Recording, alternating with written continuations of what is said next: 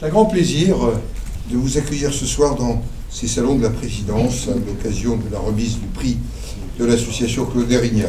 Le prix Érignac récompense un étudiant de Sciences Po, un élève, qui porte un projet humaniste, un projet en lien avec un acteur public et un projet qui soit évidemment en cohérence avec les valeurs portées par l'association Claude Érignac, qui sont des valeurs de courage, de tolérance et d'ouverture.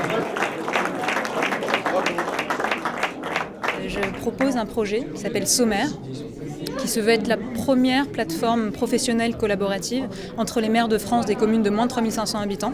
Alors on peut prendre un exemple très concret, la commune de Blasimont, en Gironde, c'est à peu près 700 habitants. Le maire que j'ai interrogé devait réhabiliter une chapelle en un musée.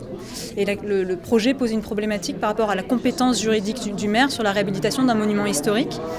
Et il m'a dit qu'il avait perdu 6 mois de son temps pour répondre à cette problématique juridique. Donc s'il avait eu accès à Sommaire, il aurait pu se connecter sur la plateforme, avoir accès à des maires qui ont été confrontés à la même problématique et avoir sa réponse bien plus rapidement. Il y avait beaucoup de projets intéressants parmi les 12 candidatures, mais là on avait affaire à un projet qui concernait les maires ruraux, c'est-à-dire l'immense majorité de notre tissu communal aujourd'hui. Or on sait très bien qu'aujourd'hui, dans le contexte de restrictions drastiques des dotations pour les maires, les communes, il y a là un gros problème dans les communes rurales. Les communes rurales sont isolées, les maires sont isolés, ils n'ont que de faibles administrations. Ce sont très souvent des hommes et des femmes seuls. Or, ils jouent un rôle essentiel pour créer le ciment social de la nation.